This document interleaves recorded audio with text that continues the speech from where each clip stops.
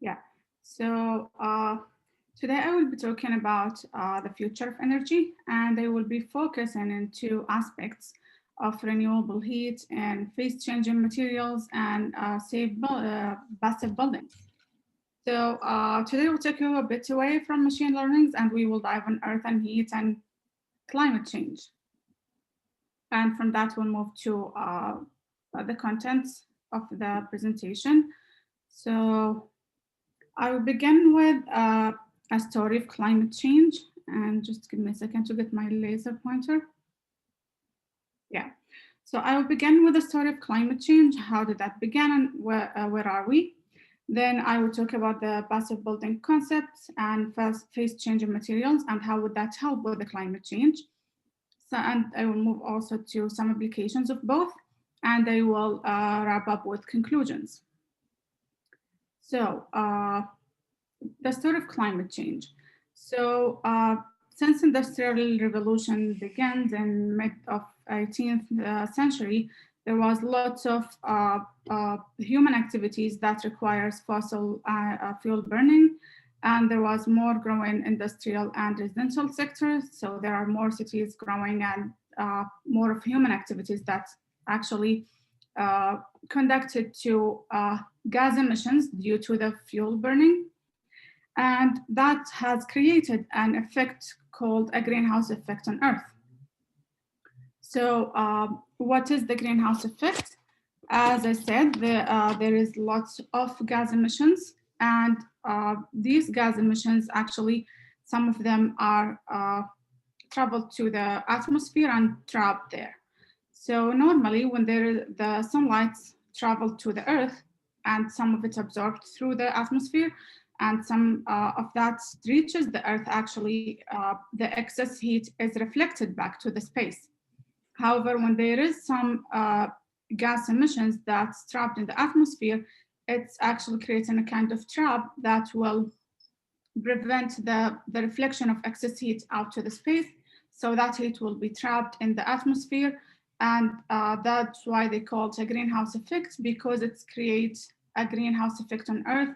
So it is like a greenhouse that has that is warmer and have more humidity, and that's why they call it a greenhouse effect, and they call the gases a greenhouse gases.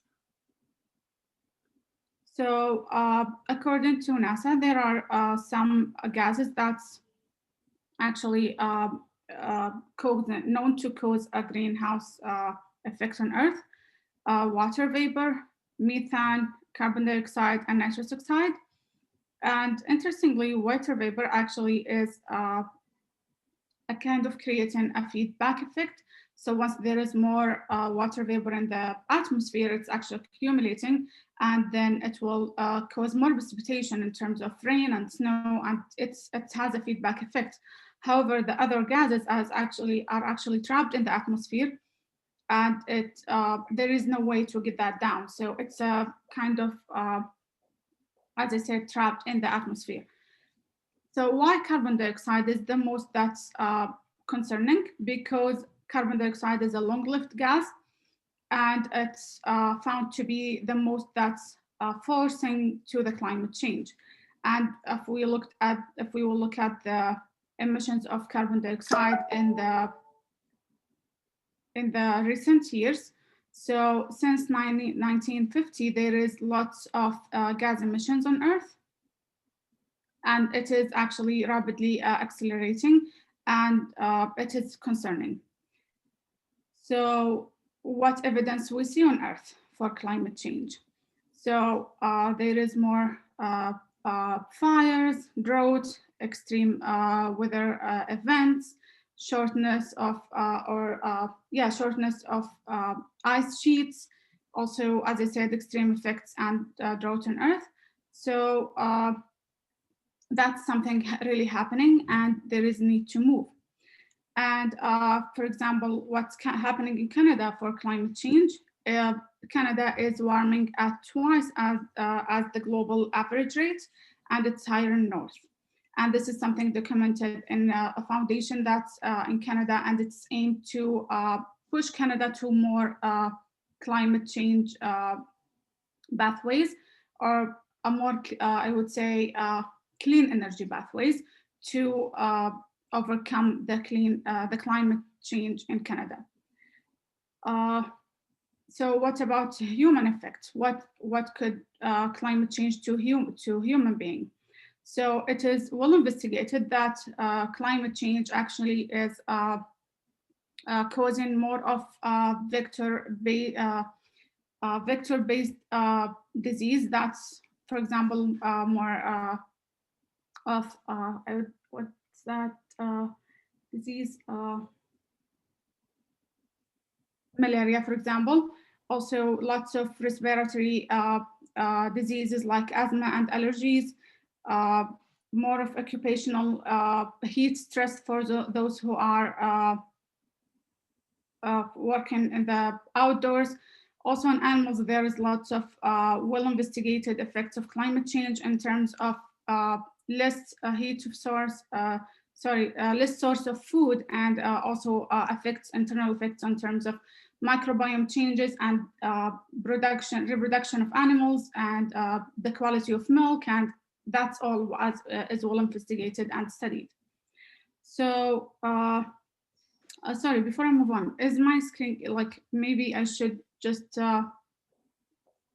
close the, do you see the on the corner of my screen the Zoom? No, you can only do your presentation. Okay, I thought that maybe mask some of the informations. No. Okay, good. So what are we doing, and why is there lots of climate change going on? What's happening? So if we will look at the global energy consumption in the recent years, since 1950, there is massive energy consumption, and the sources of energy consumption we use is actually more of natural gas, oil, and coal burning. So this is actually direct into the gas emissions that we are producing lots of gas emissions in the earth. And in Canada, what is this energy consumption used for mostly? It is surprising to see that over 60% of energy consumption is used for space heating, and around 20% is used for water heating.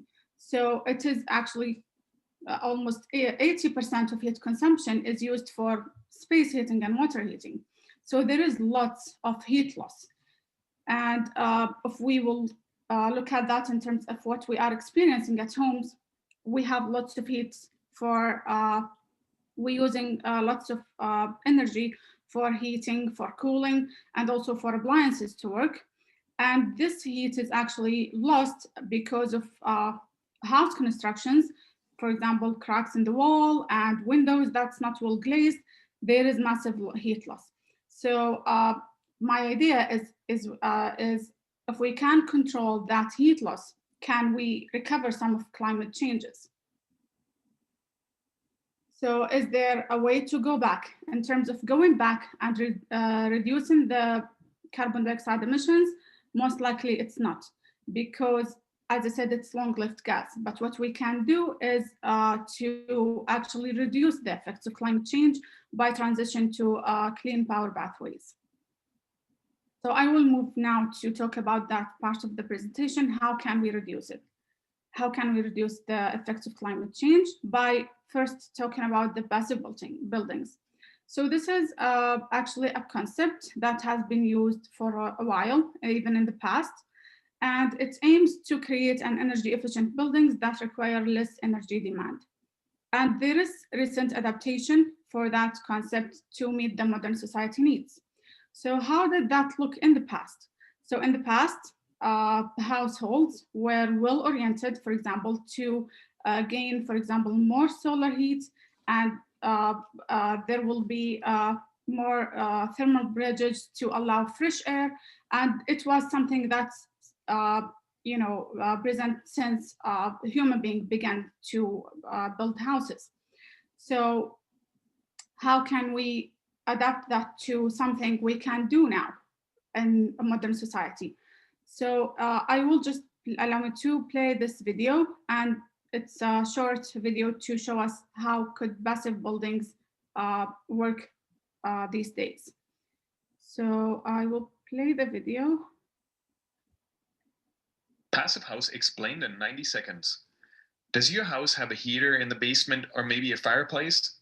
Probably the road for heating energy in which... Can you hear the audio? Yes, yes.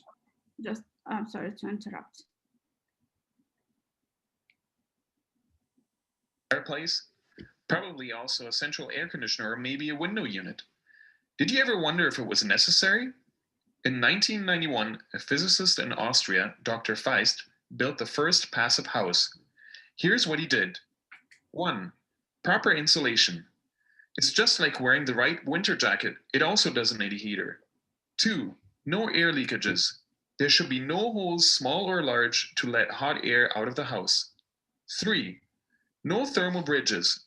A thermal bridge is like a road for heating energy in which warmth can travel right through your walls. As a matter of fact, most of our houses have thermal highways in our walls where heat can easily travel to the outside. Plus, the house needs proper windows most of the time with triple pane glass. It needs to be oriented properly so the sun can heat it in the winter and shade is provided in the summer. And it uses an HRV, a device that provides the inside with fresh air without letting the heat out. Add all these things up, and it turns out your house doesn't need a heater or air conditioner. So where does the heat come from? A passive house needs 90% less energy, and that can easily be supplied by your body heat, the sun, your appliances, light bulbs, and even your TV.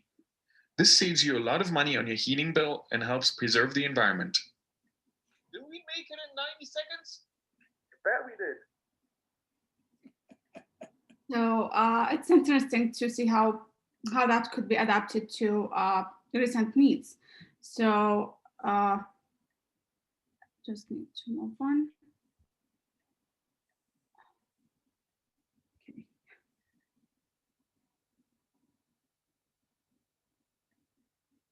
Passive house explained in 90 seconds. So as I said, there is some passive components that could be adapted to control that heat loss we are experiencing. So basically, as I said, there should be a wilderness insulation in terms of the envelope that would don't allow any heat to travel outside the house, triple glazed windows, orientation of the house to solar heat. Also, most importantly, it's the heat exchanger that would recover over 75% of the indoor heat to get back inside and not travel outside. And with that, all of that, we will need very little heat to recover any desired heating or space heating. And it is interesting to know that that amount of heat we would need if we would control all the indoor heat is actually heat that could be supplied even from a hairdryer. So it is that much saving that we can save on the space heating and the energy we use for that. So there is over 75% of energy saving in the passive buildings. So what if we would talk about another material that would help to recover heat in many aspects? So the phase changing materials is materials that used for latent thermal storage. So they store heat and when they melt and release it when they cool down. So I will give you two examples for two materials that we use all day long, and it's in every household that's actually phase changing materials. For example, for ice cubes. Ice cubes, when you want to, for example, cool down your hot drink and just throw some ice cubes, the cubes actually will absorb the heat that's in your drink and the ice melt will melt. So it actually absorbed all the heat of the drink and would cool it down.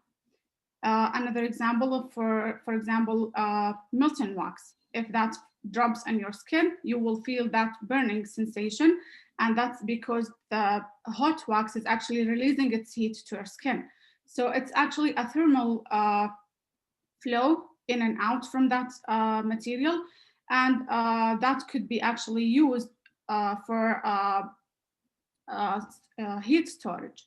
So there is a recent study actually showed that phase-changing materials can be used for thermal storage, and by just encapsulating phase-changing materials in silicon capsules, it will be very stable, and it can be used over 500 cycles of heat release and loss, and it is stable for around 120 degrees Celsius. So this is lots of cycles that can be used for just heat storage and release for these materials, and that could be applied in massive applications. So the recent modification in the phase changing material is the encapsulation, and that will make it more stable and more applicable for many applications in households and in thermal regulation in general. So it is something much better than just a bulk of phase changing material. If we will look at that, it could be stable for just less than, I would say, 20 cycles. But if that is encapsulated, as the study showed, it would be stable for over 500 cycles. So how can that be applied in a passive building? So, for example, we said we would need little heat to reach the desired heat we would need for space cooling or heating. So can we use the phase changing materials in, for example, embedded walls, or in a water heater, or an air conditioning system? So all that heat that's produced indoor is actually recovered, and we can circulate that in phase changing materials that would offer a clean energy, and we will experience the same the same environment that we would experience with the air conditioning or a heating system that's actually use fuel burning. So a hybrid system of the passive buildings and phase changing materials is actually, I see that as a future to move to a clean energy, or a clean energy buildings. And that could be not only used in households, it can be used in big scales in industrial plants and in big buildings. And we can move on with that to an energy clean pathways. So as I said, in terms of applications, that could be used as a heat storage to supply heat and to households or buildings in general. It could be used in combination with solar systems to provide heat that we need independently from energy use or fuel burnings, as we said.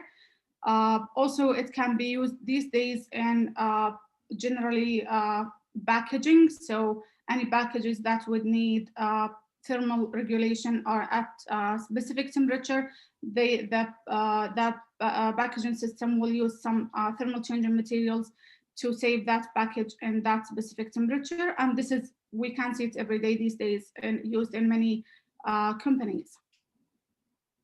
So in terms of, we are thinking now to move to the space. So are we going to make a space something similar to Earth? Are we going to burn fuel or coal to produce heat, or having any source of heat?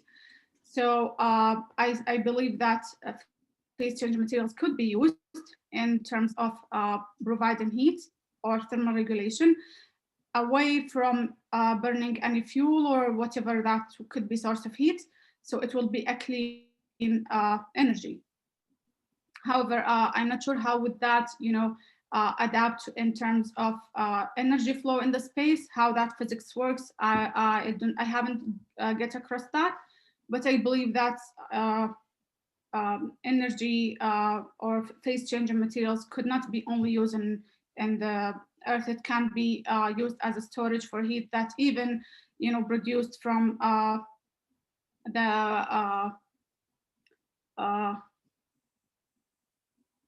I forgot. a spacecraft maybe. Yeah, so it's produced lots of heat that actually goes to the space. Why don't we recover that heat and just minimize the effect we make in the space? So this is, I believe, where the future should move. And to conclude, as I said, climate change is something, or global warming and climate change scenarios are rapidly changing, and it is becoming worse with years. And control the energy production and consumption, and moving toward a clean energy pathways would be the best way to for the Earth green recovery. And with that, I'm happy to hear any comments or questions. Khadija, thank you so much for the presentation. I enjoyed it a lot, especially because this is a topic that is we had not touched in the course of our class, and I see a lot of there's a lot of investment and a lot of interest in trying to tackle climate change, because before reaching that future and the technological singularity, we need to make sure that we will be able to be alive in the planet, right? Yeah. So these materials you talked about are entirely new to me, and maybe we'll see the their commercialization really, really soon. I wonder if they would be as effective in places as cold as Edmonton, especially in the winter months. And I liked that you mentioned that they could be used also with solar panels, or you're showing here windmills. Maybe that could make up for the extra heat that we need inside on the cold months. I mean, just a thought. But yeah. Thank you. Yeah, I agree with you. I mean, I would make a comment on that if you are having something else to add. No, I'm good. Thank you. So it is surprising. I have seen also some companies in BC actually building massive buildings. So it is something exists in Canada. And I believe with phase changing materials, we can recover lots of heat. And we can also see we can have commercial storage that would be moving phase changing materials that's charged with heat to households, and that would provide the heat we need independently from using electricity. So I believe that's something can be adapted in every climate zone on Earth. Wonderful. That would have then implications on space later. That's the thing, yeah. And there is lots of heat we lose on Earth and also through spacecrafts. So could that be recovered so we can reduce that effect on Earth? Wonderful. Thank you. So there's another facet of our present reality, and that is the COVID-19 pandemic. And there is an aerosol component of that, not just droplets, but like COVID actually going quite far in the air. And so it's not just temperature, it's also how we handle the air, whether there's filtration, whether there are HEPA filters. You can imagine a circumstance where human survival is more enhanced by having fresh air come in, right? Yeah. Having the inside be more like being outside is currently safer, even though it's colder than having completely airtight buildings recirculating the air. So maybe we won't have to worry about this for very much longer, but in our present reality, you wouldn't want to meet people outside your own family in such a completely airtight building, spend a lot of time with them. That would be not a good thing to do. Any other questions? I'd like to add, they're actually building a new development in Edmonton that is supposed to be like very forward thinking in terms of like its energy use. They're repurposing like the old airport downtown. It'll be called Blatchford, I think. I don't know. I'm really excited to see what they do though. Interesting. And also they have been cleaning the area. They have been making remediation of the soil all these years. So it's nice that they are thinking forward in that particular neighborhood. Yeah. Okay, so Ashley is running an experiment. So she had always planned to be the fourth presenter, and she will come. You don't have to worry. Yeah.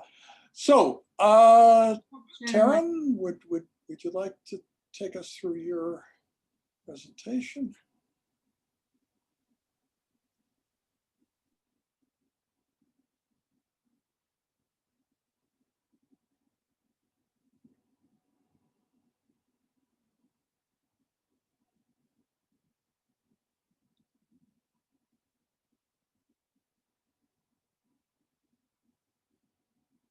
I think you are.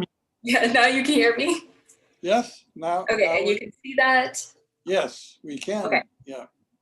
Perfect. This isn't even the first slide. Okay, so my project for the term was called the Coalition for Reason. So I make a case for establishing scientific literacy promotion, a transhumanist goal. And then I'm going to provide you with some ideas of how we can actually accomplish this goal beyond formal education settings. So to refresh your memory, what is transhumanism? It basically, I'm going to use a very broad definition on purpose. Anything that kind of takes the human beyond. So that's where the trans part comes. So you could also say that it's for the promotion of welfare through science and rationality. Oh, and you're welcome to interrupt me if you have any like questions or comments. I'm happy to be casual with it. So when we're thinking about what transhumanism is, it's a very broad field, right? If we're talking about using science to better the world, we can think of so many different things. And so I've included, artificial intelligence, different forms of body modification, space exploration, you name it, there's probably some way to make it future thinking. And so as a community, transhumanists are generally very progress oriented. So both, social and scientific progress are causes for concern and of interest to transhumanists. And so who are transhumanists? I would say that for the most part, they are academics. And when I say academics, I don't necessarily mean someone who is, formally part of the academy. I more mean someone who maybe has a university background, someone who is familiar with like technical writing, that kind of stuff. So that includes scientists. Natasha Vitamore is the leader of like the Humanity Plus organization, and she's really big in the cryopreservation community. Entrepreneurs like Elon Musk, who's working on that Neuralink and SpaceX. I'm not sure if he'd call himself a transhumanist, but his projects definitely align with the goal. And we also have a lot of philosophers in transhumanism. Donna Haraway is my example here. She wrote a cyborg manifesto talking about feminism and transhumanism and kind of her vision for that. And so if I'd like to impress upon you one thing with this slide, it's that while it's meant to be for the general population, a lot of the transhumanist discourse remains kind of in the ivory tower, if you will. And kind of continuing with that, the ways that transhumanists, conduct this discourse is fairly professional and formal still. They will share their scientific findings through academic literature, they'll attend conferences, they'll have presentations, and then they'll also have, exclusive events. So I got myself on the Humanity Plus mailing list, and they have like a weekly salon. Like if you think back to the Enlightenment times, they have like these meetings where they only invite people on their mailing list to talk about these like highfalutin ideas. And that's great, but a lot of this is inaccessible to the average person. If I were to pick up academic literature from any other discipline, I can't really understand it. I can't get a pass to a presentation that I don't know about, or I can't afford to take a whole day off work to go to a conference. And then if you don't even know about these organizations, how are you going to, join their special events? So the other thing I would really like to impress upon you is that transhumanism, in my opinion, is inherently political. And so we can think of that in terms of both, the technologies that transhumanists are making and, hoping to make, but also just the position that they're given in society. So they have a lot of social influence potentially, and they can exert a lot of physical power. So yeah, you can see my Neil deGrasse Tyson here. Scientists, academics are, held to a certain standard in our society. Like we trust their opinion, we consider them experts. Science can also be revolutionary, right? You think about how much has changed since we got the internet. Like our whole society has completely changed. And then there's also potentially harmful technologies, making bioterrorist threats and doing all these different things with weapons. Like it's cause for concern, or at least, paying attention. So I think that we need systems of accountability to make sure that the transhumanist project remains in the best interest of the people they're trying to serve. If our goal is to really improve humanity, we need to make sure we know what humanity wants improved, and making sure that the way we're going about it aligns with the things humanity would want. And so instead of looking at all the different organizations and trying to kind of understand their vision for transhumanism, I chose to go more political route, to think about who should have power, how power should be, executed, in trying to kind of come up with this accountability system. And so if you look at this, there are democratic transhumanists. They're kind of what you would think of in, modern democracy, kind of like the Democratic Party of the United States. There are libertarians who are very hands-off, limited government. And then there are anarchists, which comes across as a not great word to most people, but it is more like communism, but without a leader. So it's very collectivistic. And so when we're trying to think about these systems of accountability that we could have, there's no consensus in terms of like if there should be government doing that, if we should let, capitalism kind of let that run out. It's hard to really say. But one thing that each of these perspectives and transhumanists as a whole agree upon is that democracy should be, maintained and upheld, and we should utilize democratic processes to help inform these decisions. And so thinking about democracy, I can go here. So my proposition is that we need to work on scientific literacy to ensure that democracy can function properly in the future. A lot of transhumanist thought right now, if they promote scientific literacy, it's more focused on, improving access to traditional forms of education, scholarships, free education, maybe making, like free access to academic literature.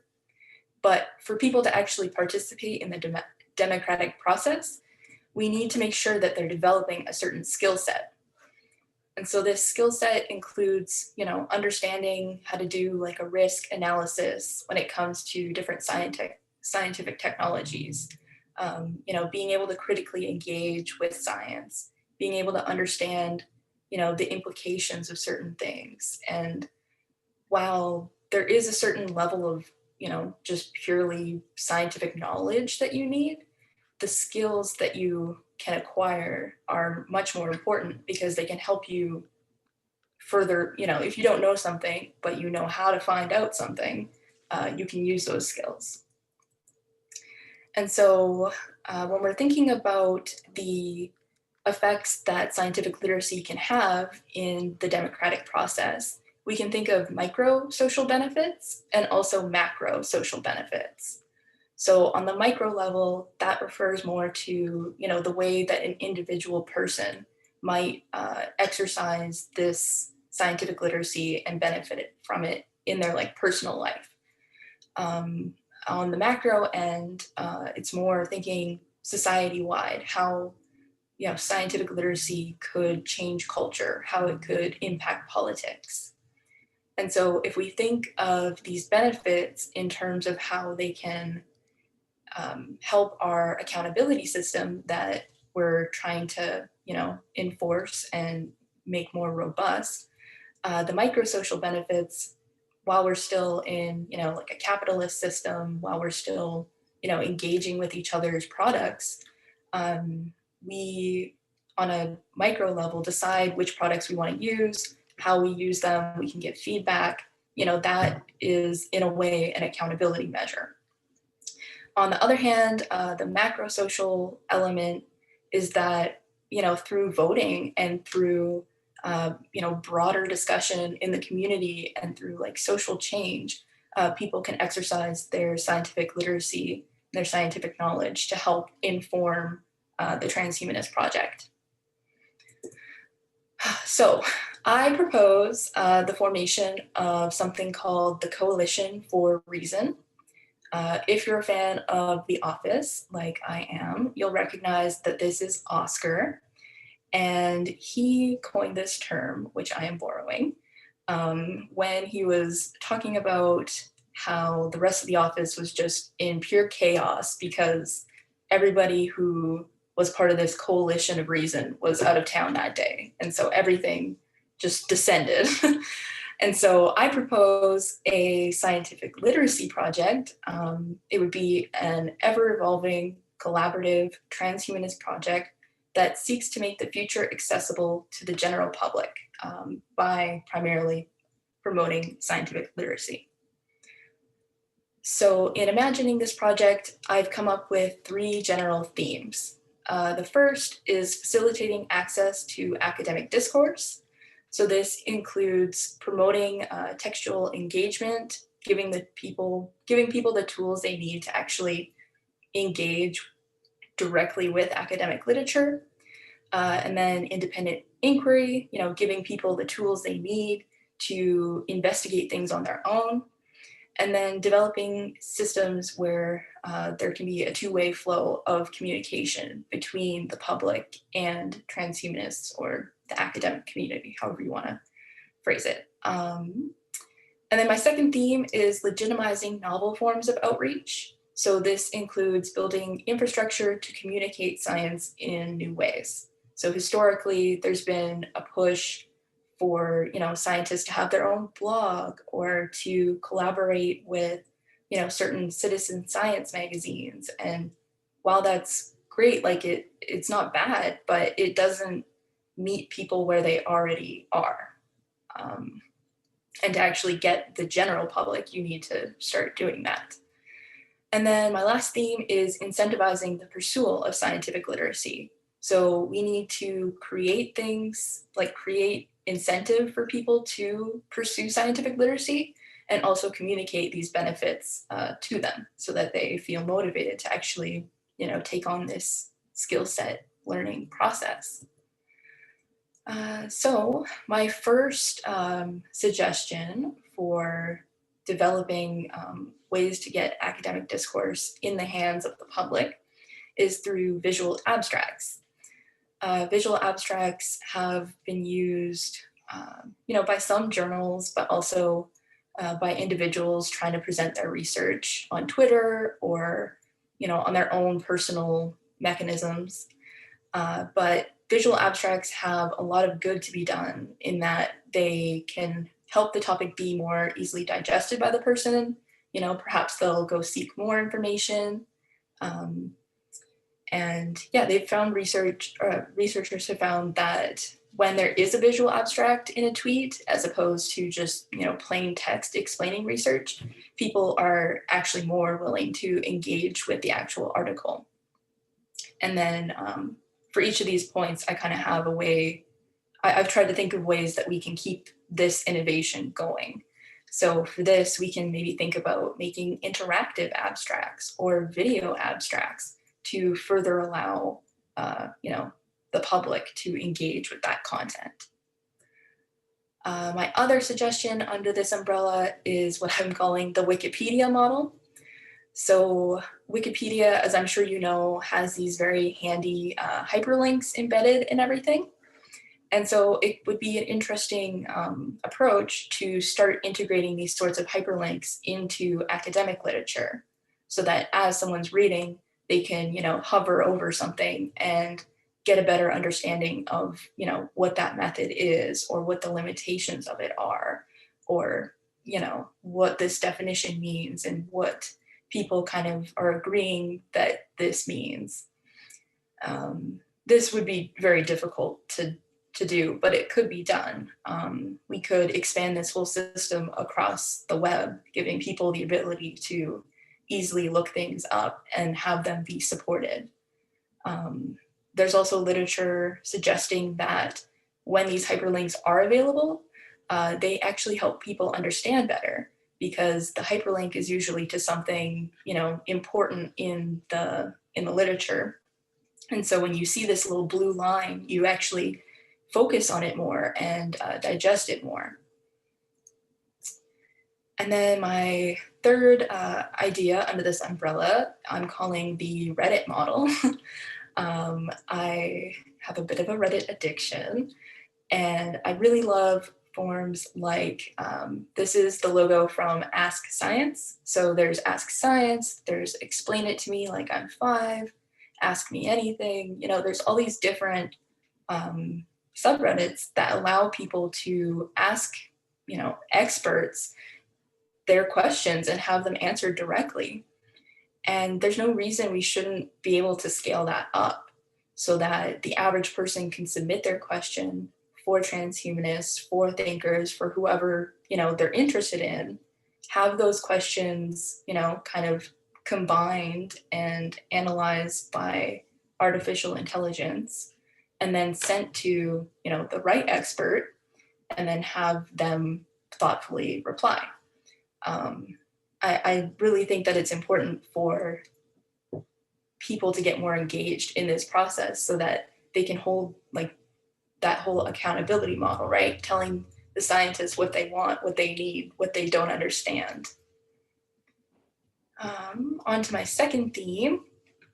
So in terms of outreach, as you can imagine, making that visual abstract isn't easy for scientists especially, or for someone who doesn't have a background in graphic design. It would be intimidating if journals came out across the board and said that we all have to have a visual abstract. And so for that reason, and we're busy, researchers are busy too, right?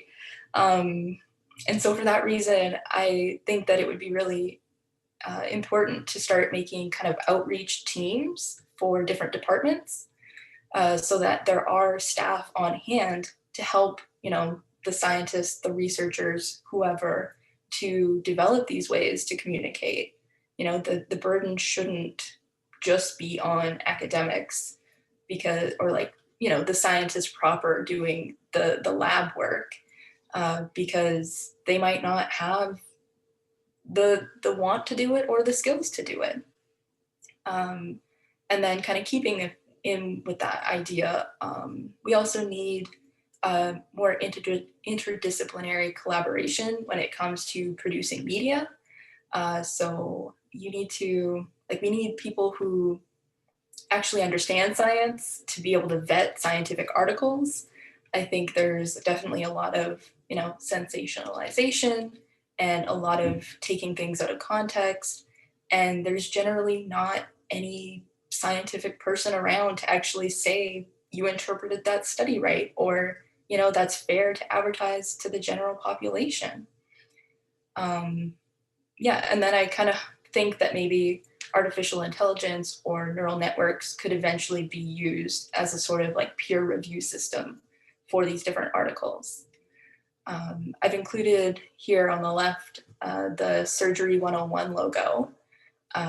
That's Dr. White, who I think we've talked about in our class. He has a team, an interdisciplinary team that helps him put together all these different educational videos for surgery. And I think he would agree with me that it would not be possible by himself.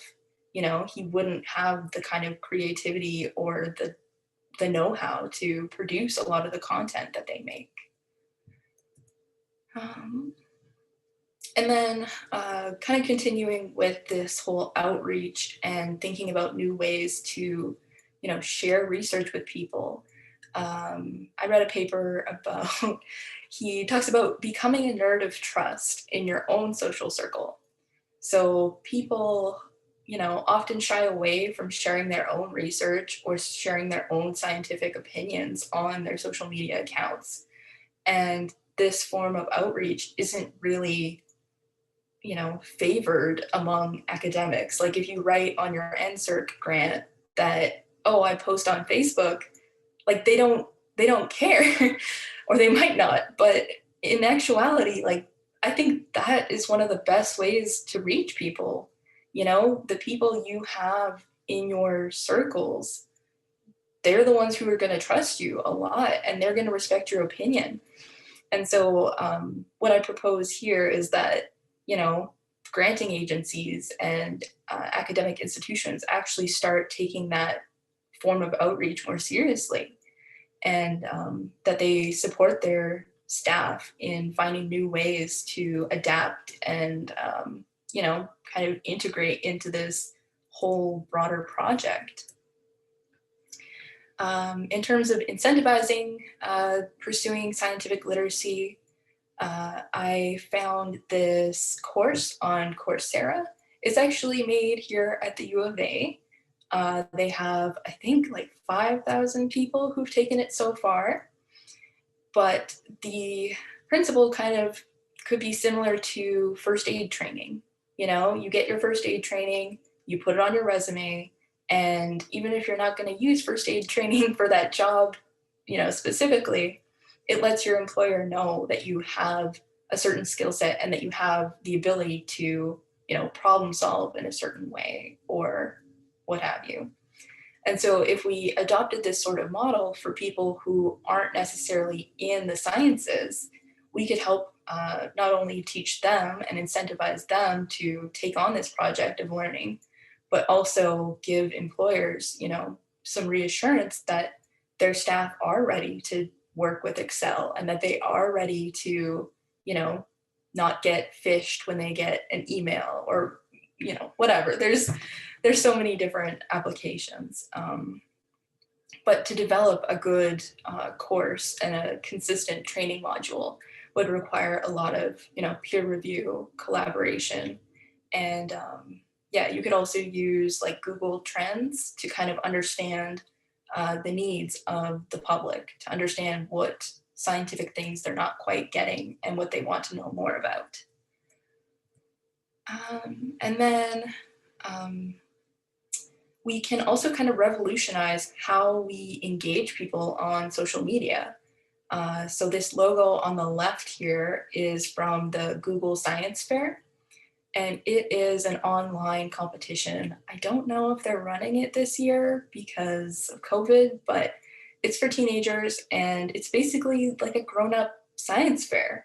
And it challenges teens to engage with problem solving, innovate things, and there's no reason this couldn't be applied elsewhere on social media. You know, we can have, I like Instagram. That's my other social media of choice. You know, there's no reason you can't get your followers to come up with an idea and, you know, make little competitions, even if there's not an official prize. Or, you know, maybe you can collaborate with different institutions and have actual prizes for, you know, creative thinking or problem solving. Yeah. And then this one is kind of different. This is Tell Walter. I kind of went on a rabbit hole finding Walter, but Walter is a artificial intelligence that is used to detect logical fallacies in a text of writing. So if you, like, whoever made this came up with this in like the 90s, and he called it belief scan. And the way that he has it working is that you input your text, and then it'll ask you like a series of questions about what you meant and all this stuff. And it will ultimately tell you if it's likely that you've committed a logical fallacy. And so if you're not familiar with logical fallacies, there's a whole bunch of different flavors of fallacies, but it refers to an error in argumentation or an error in logic. And so if we took Walter and we gave him a social media account, perhaps he could help other people, you know, begin recognizing their habits and begin, you know, getting feedback on the kinds of arguments that they're making.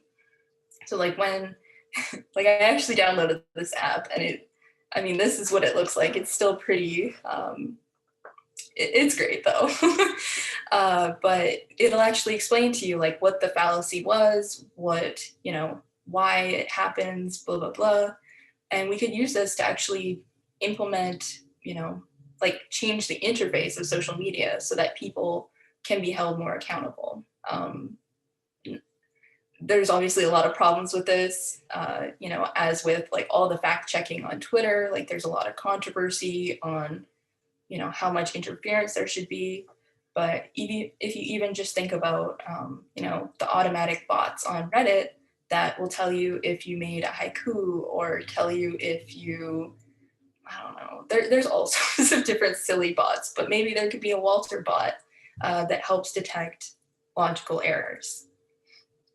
And yeah, artificial intelligence has a lot of problem with understanding argumentation because a lot of it has to do with context. So if we did set up this sort of fallacy bot or a Walter social media account, it potentially, if we use the human feedback at the same time, we could help AI actually improve and learn how to detect these fallacies better in time. And those are my main points. I would love to hear what you guys think. This is a project I'm actually going to be pursuing, so I'd love to hear what you think is realistic and if you have any other ideas. Karen, thank you so much. How relevant to our current human situation overall? Because I think that if we gave the tools to every human to be able to objectively analyze information, we wouldn't be going down these fake news routes and all these things. People would be able to take the information and really be objective and see, well, this is likely true, this is not, and then make better decisions, I believe. Mm-hmm. So if you are pursuing this and maybe implementing it in our societies, keep us posted by all means, because I would like to share it with with as much people as I can. I liked your approaches, the three of them, and I wonder if you have heard about biorender.com. Biorender is a scientific platform where you can easily make abstracts, graphical abstracts, and they have seminars, and they have a website that provides tools that are extremely easy to use and facilitate scientists that don't have the skills in Photoshop to actually come up with really good abstracts. So if you can look into that, maybe you can share it. Yeah, thank you. But thank you. This was wonderful. Yeah, it's been fun thinking about it. Yeah, no, I agree with what Eduardo said. I really liked your approach in the three kind of themes and how you structured everything, and you had different suggestions for each of them, and it was just really easy to follow along with. And your point, I think that stood out the most to me was about what Eduardo was just talking about in terms of like rendering the graphics and whatnot. I liked how you said we need more interdisciplinary collaboration, because I think that's super important moving forward, regardless of like what industry or what job or career you have, because like being able to communicate information well through a graphic, like all the graphic designers know how to like build a like make a graphic so that people understand what it's saying, but they need to also get that information and know what is important from the researchers and from the scientists themselves. So it's really interesting to see you like put that forward, because for me, from the way that I see it, a lot of the times people in the more what is considered like creative arts are kind of undervalued, but they deserve that kind of recognition, and what they do is important in that realm too. So I really appreciated that, and like the rest of your presentation too. And I like that you considered the political implications of like all of this, like everything that you talked about. So yeah, really great presentation. I really enjoyed it. Thank you.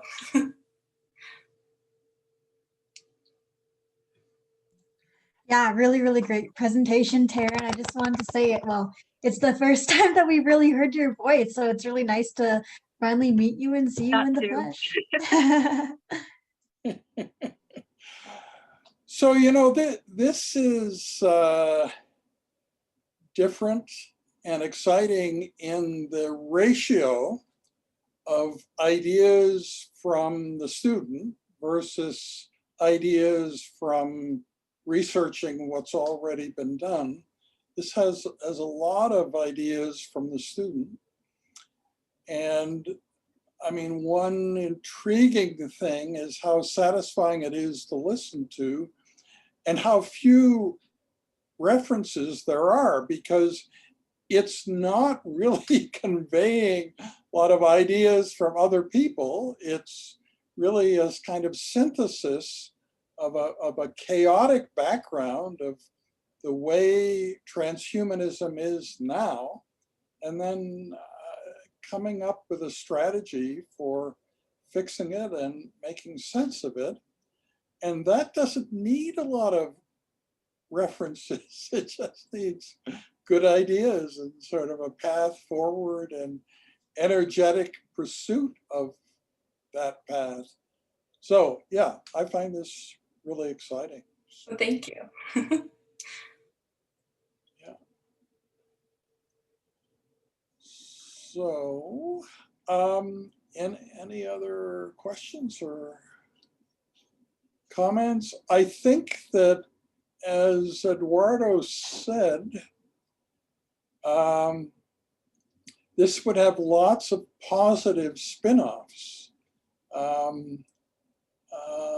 sort of unintended, positive unintended consequences, right? So like trying to make more sense of transhumanism, have it benefit society more, would also help us with a lot of other things, like fake news and conspiracy theories and so on. So yeah, anyway, it is in aggregate really an exciting thing to think about, and a breath of fresh air, which I think will have long-term benefits. Aaron, Okay, now I have one question. Yes. Well, first Yeah. off, Taryn, this was a fantastic presentation. I think it's, it's something that I think we need to be talking about more in our society. And in your sort of, exploration into all of these topics, what is your thought on lawmakers and policymakers that are often making policies that are affecting, things that are out of their scope? Like they may not be academics in a certain field. They may not be healthcare professionals. They may not be understanding the depth or the scope of some of the issues. And so how do we ensure that the decisions that they're making are informed from an academic standpoint? You did mention sort of like those courses, facilitating discourse, but for those sort of folks that are so busy, they don't have time to do a course for scientific literacy. So what are your thoughts on that? Well, I assume that you've been watching the same COVID meetings that I have from our government. And it is a problem, right? The argument that has been made by a lot of people is whether or not scientists, like our leaders are democratically elected, right? And so the problem is in allowing a scientist to call the shots exclusively. They haven't been formally elected by the people. They're just more a figurehead. They're maybe more just an advisor. So I think it would be really interesting to get scientists into politics, have them actually, be elected or selected in some democratic way, but actually have them have to have certain qualifications to even run for that position. It's a messy system, right? Like to balance objectivity in science versus, what the people want. If the people end up not wanting a good scientist, like, I don't know what we would do then. But yeah, definitely just integrating that relationship better. So it's interesting to think about two scientists who are in politics. One is David Wood, who's the leader of the London Futurists, and he's getting more and more into politics. The other is Zoltan Istvan, and they're two different examples. David is a very reasonable guy, and I must admit he and I are pretty good friends. Zoltan Istvan began as a journalist and loves doing shocking things, proposing something that you would just think no one could ever in their right mind propose that. So they're kind of a good and bad example of how scientists and science-trained individuals can end up in politics. And Zoltan ran for president in 2016 in the US and so on. Had this big bus that looked like a big hearse or coffin. Yeah. Yeah. But he's a physically very large person also. You sort of react, I think, naturally, instinctively, to just such a physically large human in your presence. So yeah, I don't think like scientists maybe, because they're kind of going for, like, they're scientists going for political office, but there could be more of like a companion system, right? Like we don't necessarily need politics to look how it does today. And we could maybe create more infrastructure to have science, politics, but also politics is, do you know what I mean? Like more of a secondary system, because we still do need, you know, certain leadership qualities, and, you know, we might not want like a scientist being president or what have you for whatever political reason, but to have more of a collaborative effort and make it more ingrained in the structure would be really, really good. And I think there's been kind of a conceptual error of recommending poet leaders. And you can find many videos where that's the final end, and people say, wow, what a great idea. Like, we should send more poets to medical school, and then we'd have much better doctors and all this kind of thing. Send them into politics and so on. I know it's a romantic idea, but I think that is not such a good idea, and it hasn't really worked. I mean, there have been a few leaders who were actually, you know, poets, philosophers, and that they haven't been like much better leaders than other people. But leaders who actually understand science, either directly or listen to the people who understand science around them, that's a much more promising idea than the idea of promoting poets or, you know, philosophers as leaders. So in the background is Ashley. She is here, right? She has a presentation to give. And yeah, I'm here. Yes, I think we should get to Ashley's presentation, because otherwise we'll be so fatigued that we won't be able to properly take it in. But anyway, Taryn, thank you very much for that. And we'll now go on to Ashley's presentation.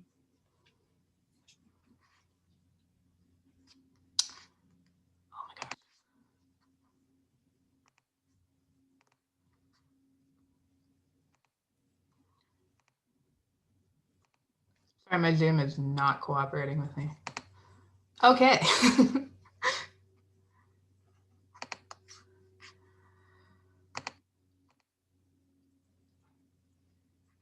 Yep, it's working.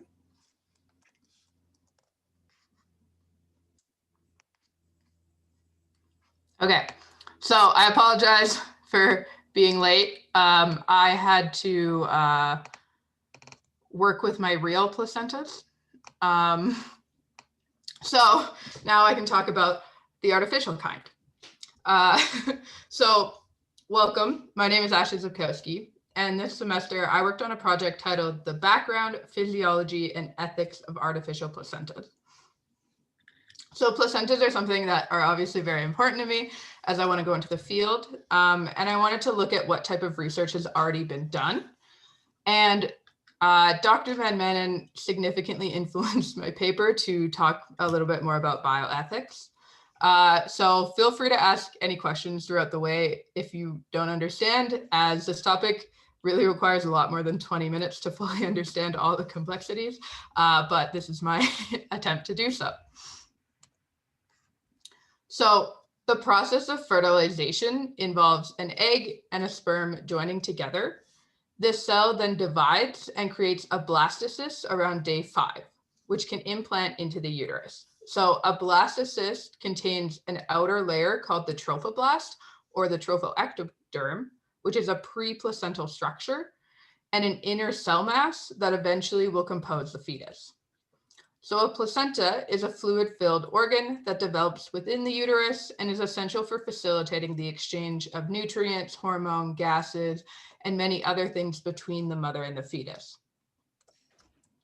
So to understand overall fetal development, I will explain some significant stages. So the first trimester begins at week 1 after fertilization, and it's where an embryo must go from being a single cell to multiple structures.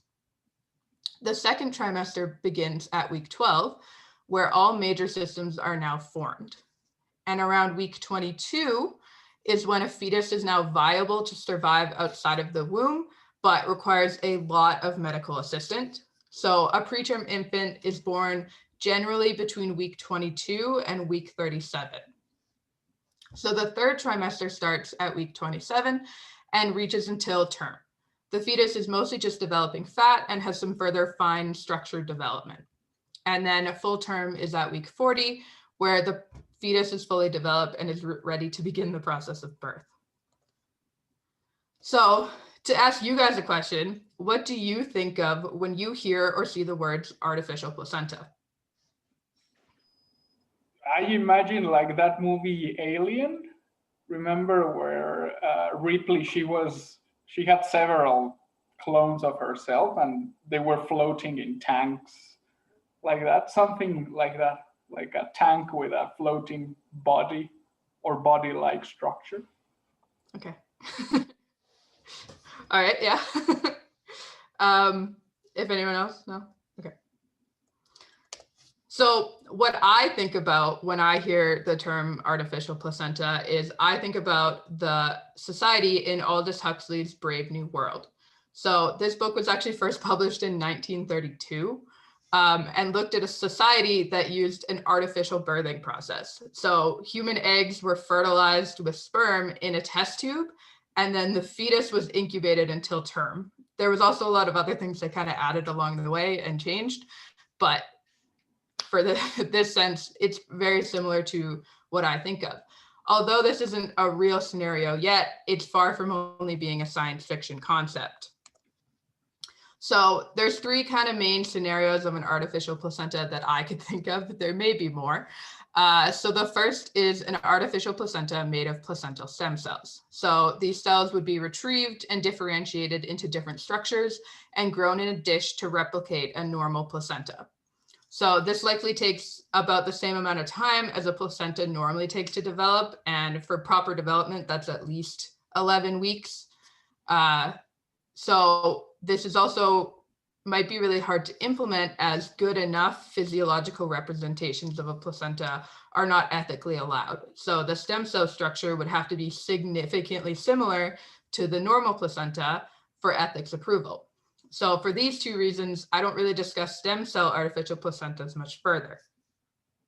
A full-term device would either have to be an artificial uterine environment where the blastocyst could then implant, or we would have to separate the inner cell mass and put this into a small AP device that could mimic and expand with the growth of the embryo.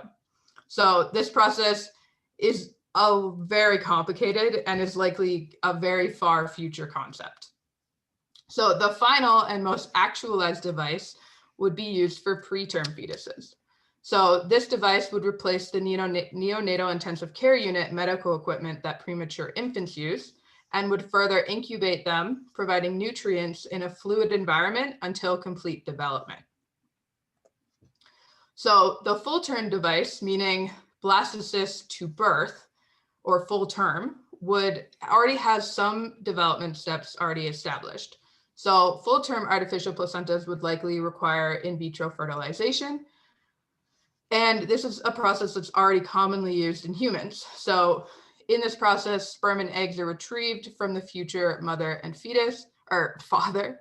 They're combined in a dish, and then the fertilized egg then develops for a few days and is implanted into the uterus. This scenario also kind of mimics the beginning of Brave New World, but a majority of the fetal development in this actually occurs in a normal uterine environment. So in full-term artificial development, this fertilized egg could then be implanted into an artificial uterus and develop similar to the normal process.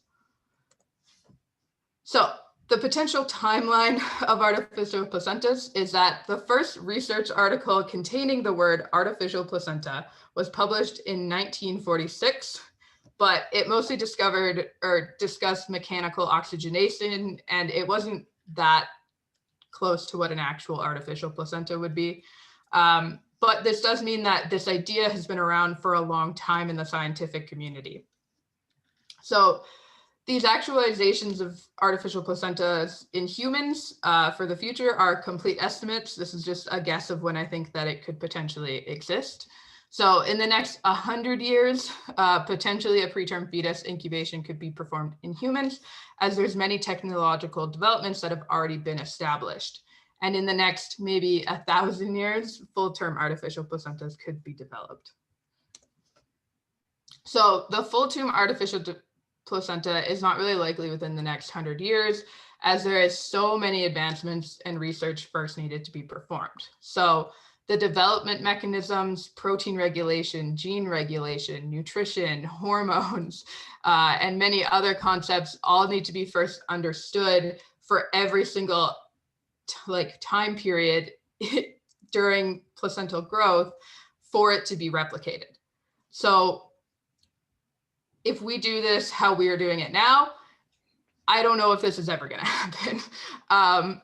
But something that could potentially speed up this process is that by using artificial intelligence to prioritize mechanisms or proteins.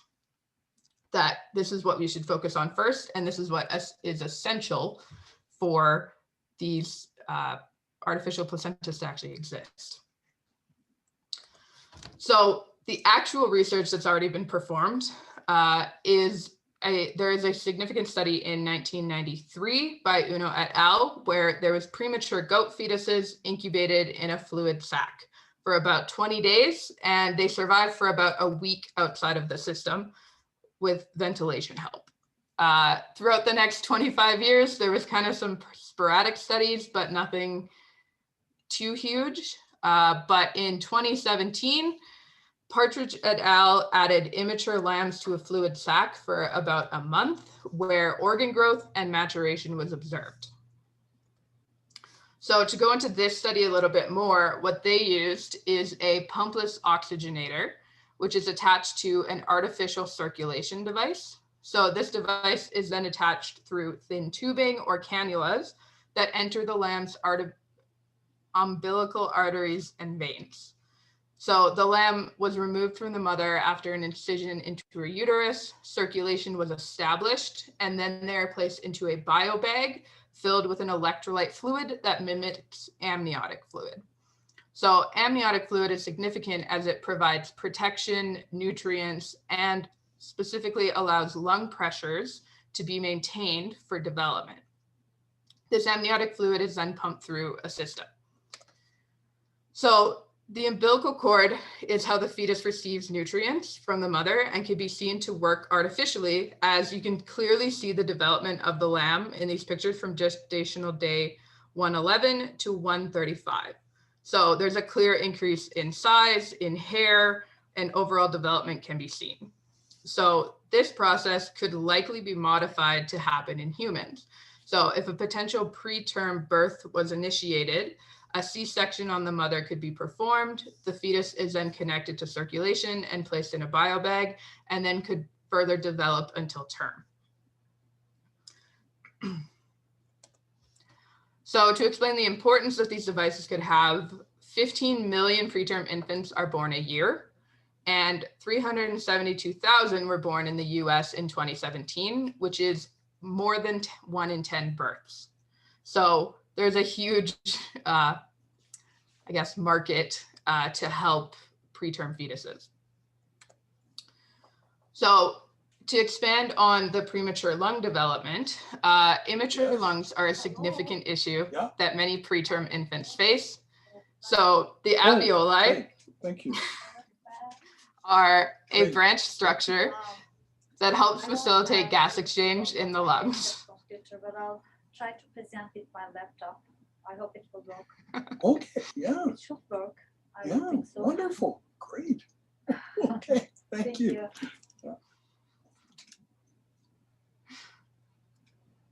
Okay. Sorry about that, folks. So So alveoli are a branch structure that help facilitate gas exchange in the lungs. And these are significantly underdeveloped in a premature fetus. So the first breath is often known to be one of the most difficult, as the lungs must switch between a fluid to an air-filled environment. They must properly open and they can't collapse. So if a fetus has to undergo this difficult process that all babies have to do, but they have underdeveloped alveoli, then it's an even harder struggle. So the artificial placenta avoids this issue by creating a fluid environment that maintains the pressures and the fluid-filled lungs to help them allow for further development. So as you can see, the NICU requires a lot of medical equipment. So there's a ventilator that helps the infant breathe, which requires often an endotracheal tube in the infant's throat. There's feeding tubes, oxygen monitors, electrocardiograms, blood pressure monitors, IVs, umbilical catheters, incubators for warmth, and many other things. So regardless of the cost of this equipment, it also puts a lot of physiological stress on the infant. So many of these procedures require direct contact and have to be placed inside. They're loud and it's hard to control the temperatures. So when you compare this to the artificial placenta, the fetus is really only attached to the system by its umbilical cord, which is a lot more physiologically equivalent. So the fetus is also maintained in the fluid environment that can block sounds and regulate the temperature. So to clarify, the intent of a preterm artificial placenta is not to extend the viability of a fetus outside of the womb, but to help with scenarios that would already require time spent in the NICU and to avoid this step altogether. So the hope is that the artificial placenta would allow the fetus to mature all the way to term, in that it can be birthed and can go home with its parents. So eventually better technology could lead to extending viability, but would first have to go through even more rigorous testing. So the development of artificial placenta brings many physiological benefits to preterm babies, but with these manipulations come a lot of ethical considerations as well. So we've already discussed the 4 bioethics principles in Dr. Van Manen's class, and these principles work as a framework for understanding and guiding many medical professionals' moral and ethical principles. So the first is autonomy, which involves respecting and supporting autonomous decisions and involves liberty and agency. Non-maleficence avoids the causation of harm. Beneficence pertains to relieving, lessening, or preventing harm and providing benefits and balancing these benefits against the risks and costs. And justice is fairly distributing benefits, risks, and costs. So I will present the topics that I've already discussed in my paper, but I know there are many other ethical considerations that are required. And if you guys want to discuss this after as well, feel free, because it kind of just never ends. So autonomy can be split into 2 concepts, that the parents hold the fetus's agency, or the fetus itself at some point will have agency. So some people believe that an infant does not obtain autonomy, as infants are reliant on parents and they have complete control over the child's life decisions. So the other side mentions that even if an infant doesn't currently have autonomy, they will when they grow up. So in Canada, the parents' autonomy is respected, provided they make a reasonable choice and are not using their child for secondary gain. So with artificial placenta technology, the fetus is unable to make informed decisions, so the parents must decide if a preterm infant is to be added to the artificial placenta. When the infant grows up, they may feel that their autonomy was taken away from them or disagree with the parents' initial choice. So as the artificial placenta gives a choice of artificial placentas over the NICU, and a healthcare professional is responsible for the patient's autonomy and not the parents, there's many ethical dilemmas that may occur. So many of these concepts can also be applied to the full-term artificial placenta scenario, as people have even more controversial and divided opinions on if early embryos have autonomy. For non-maleficence, this procedure requires needle insertion and can cause immediate or permanent damage through complications. Non-maleficence can also indicate that not using AP technology when it's available could cause undue damage to the developing fetus, as the use of AP for preterm infants would generally be considered non-maleficent, as it decreases the physiological stressors or harms of that individual. It'll also help individuals who have a risk of pregnancy complications safely have a biological child. When AP is used for non-emergent patients or for full term, the intent is more complicated. It's not clear if a full term AP scenario would directly cause any harm to the fetus, but in the scenario where the inner cell mass may be separated, it could cause undue harm to the embryo, and that would not happen if it was left alone through the natural process of pregnancy. For beneficence, it can be understood through three different views. There's vitalism, sanctity of life, and instrumentalism. So the vitalism view indicates that all life is important, no matter the form or consequences. So vitalism viewers would likely use an artificial placenta in any scenario if it extended the life of the fetus. The sanctity of life viewpoints look at the worth of a life, but they also use distinctions between ending and prolonging it. So not extending a suffering person's life is allowed. So in this case, they would use an artificial placenta if it prolonged life in a positive manner, but may have issues not using it if a life would end through current medical equipment. So the instrumental view is based upon the requirement of life being of value, and it has to be good. So a good life can be prolonged and extended, and a life that is void of quality can be ended. So instrumental views are where the scenario becomes the most complicated, where an infant could be added to the artificial placenta to extend their life as long as the infant's quality of life could be preserved or improved upon to an acceptable level. The vitalism viewpoint kind of has an obvious and broadly accepted answer, as they'll always use it, but the instrumental view looks more at a case-by-case basis and is likely what healthcare professionals would have to use. So if a fetus were to undergo this AP procedure but would suffer excessively or would only prolong a bad quality of life, artificial placentas would likely not be used. So the use of artificial placentas in a way that promotes justice would mean it has to be available to all individuals. So this universality may not be physically possible, as every preterm infant would require a large amount of equipment and money. The best thing that I believe a healthcare provider could do is to create a triage list that's not influenced by money, status, race, or anything other than the fetus's requirement to survive. So this procedure would be very expensive, and currently IVF treatments are not covered by insurance. So kind of indicates that likely these more expensive procedures would also not be covered. So this then means that the costs come out of the parent's pocket and would be only available to those with money. So do you guys think that barriers to these technologies are a good thing? I don't know. What do you think about overpopulation? Because that's another issue. We already are, in a way, beyond the capabilities of our planet to provide food. So bringing more babies in this way, is it fair for the planet more than for humans? I don't know. What does anybody else think? I think this is more of weighing the advantages and disadvantages. Barriers can be solved once there is, critical move toward the advantages and minimizing the disadvantages. So I think it is a kind of rational thing. So the cost will eventually come down.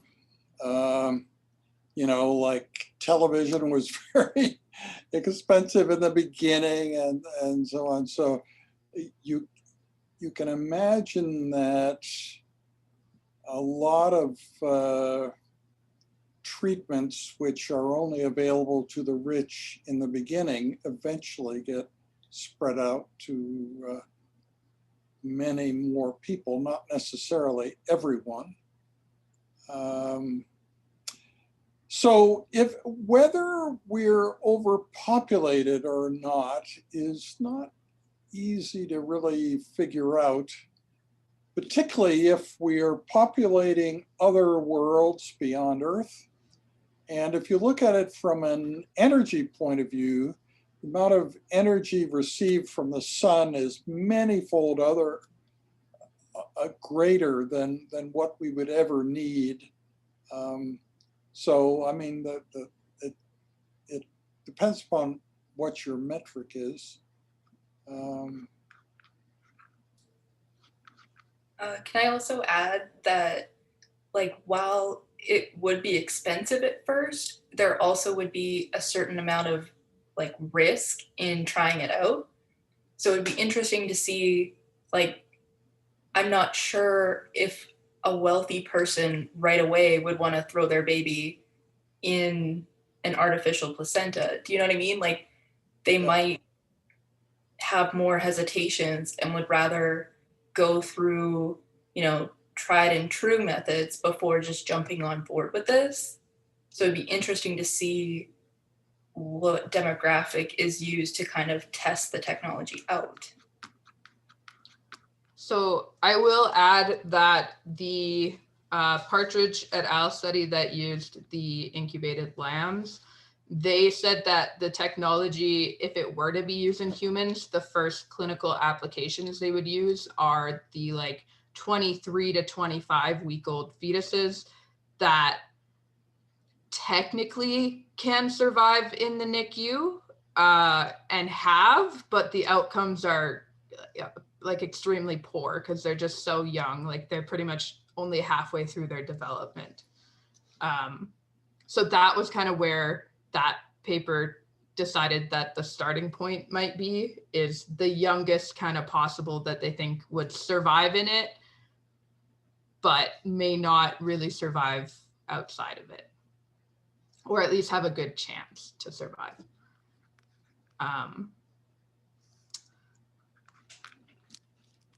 Yeah. So for a review, there's 3 different types of APs. There's stem cell, full term, and preterm. For the stem cell, it requires a lot of extensive knowledge and replication of a normal placenta. The full term is really far in the future, but could have potential through IVF and artificial intelligence.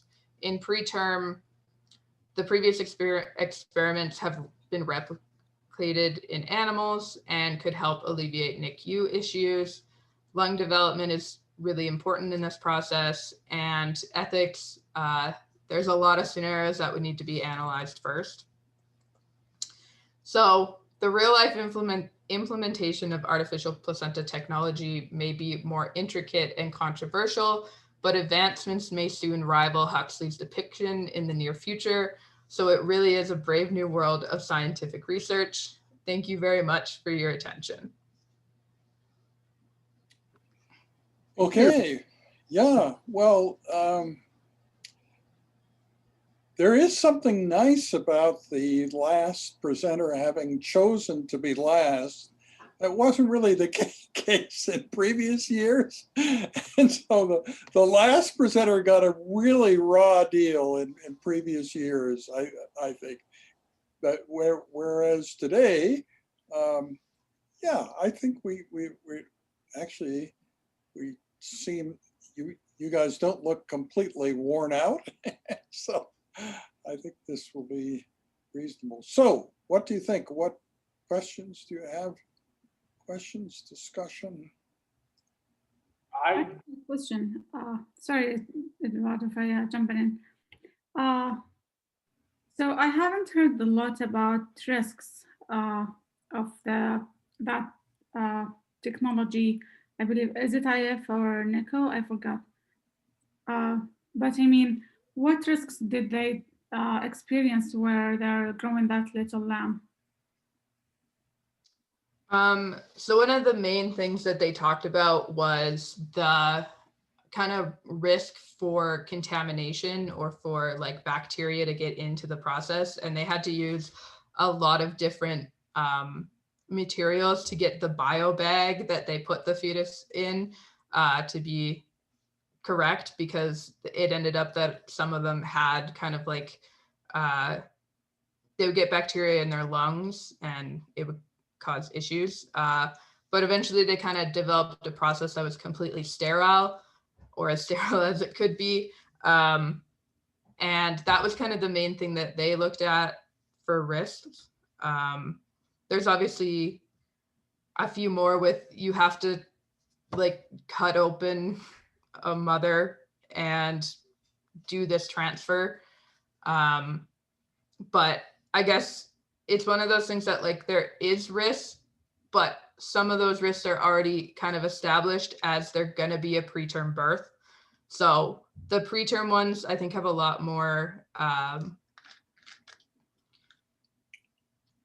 don't know if it's benefits, but it's like this stuff is already going to happen. Like they're already coming out and they're already being born. So any risks that are already there are probably already existing without the help of the artificial placenta, where this is just kind of like a process that's trying to mimic what they're already doing.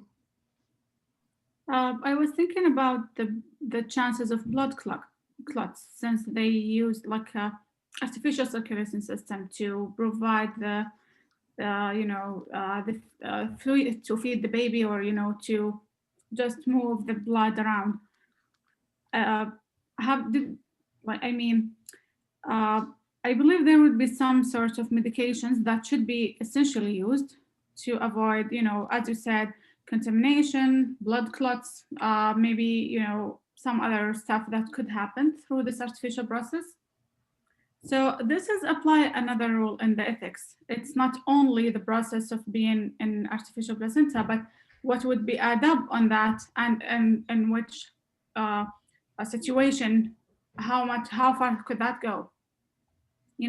Maybe if that's in normal condition, you will maybe little, you need a little, kind of medication to control the contamination and blood clots and that stuff. But if there is any higher risks get on, maybe there will be more add-up medications or interventions. So I mean, I agree with you that the ethics of this topic is really complicated, and it would not be resolved easily, but it's a very good approach. I appreciate your topic today. Thank you. So one thing that has changed a lot in the last few years is just the human acceptability of this as a topic that they're willing to discuss. This was something that just seemed icky to most people like 10 years ago. And the whole idea of children developing outside the womb and so on. And it's kind of similar to in vitro fertilization. When it first began, was extremely controversial, and there are all sorts of ethical discussions about it. So anyway, the world is changing. This is not as creepy for you guys as it would have been for students 10 years ago. Hey, thank you, Ashley. That was really, really cool to see. And I didn't appreciate too much where it could be applied when you asked the justice question. But then after you explained that it could be used in the NICU already, and it could be less invasive for the baby, I see a lot of benefit. But as Khadija said, maybe we will need to add more special antibiotics and other things to assist the baby's development without bacteria or any other side effect. And we don't know if that will have long-term effects, right, in the babies. But for sure, I think it's something that we may see in our lifetime. So that's exciting. Thank you.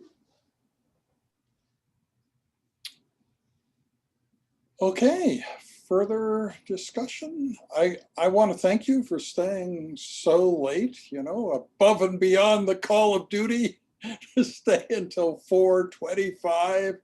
Yeah, that's something. But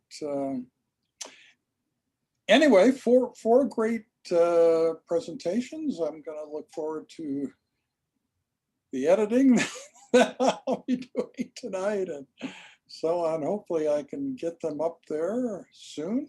So anyway, I've enjoyed running the course, teaching you guys in the course, and thank you. Please encourage your friends.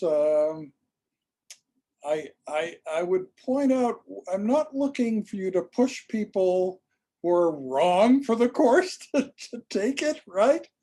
I really want people who are right for the course, right? So if you're able to coerce somebody into taking the course, that's not good. But if you're able to actually get them excited about the course, and you know, if they are part of that small cadre of brave, courageous, forward-looking students, yeah. So I welcome your help in finding the next groups of students for 2021. And I already have sort of a positive feeling that that will turn out well. So anyway, thank you for everything. I'll be getting your grades to you. You know, that's a two-step process. So somebody has to approve my grades, right? So it's not completely up to me, but it usually turns out pretty well. That person and I have been dealing with grading in this course now for 9 years, so I sort of know what she wants. So yeah. Anyway, I will try to complete that as soon as possible. I wish you well. I'd be happy to stay in contact with any of you who wish that. As I pointed out before, to some students, and this is fine, this is just another course, you know. To other students, it's life-changing, and you know, their whole life is altered by the course, and it's never the same again. And they keep doing stuff with the course then for years and years after. So whichever of those categories you fit in, that's fine. But I would be happy to have future interaction with you. And now you're probably getting so tired of being on this Zoom call. Yeah, it's been almost 2.5 hours, if you can imagine it. So I think I will let you go. But anyway, I wish you well, and thanks for being part of the course. Thank you. Merry Christmas. Same to you. Thank you very much. Yeah, Thank you so much. Thank you. Okay, bye-bye. Bye.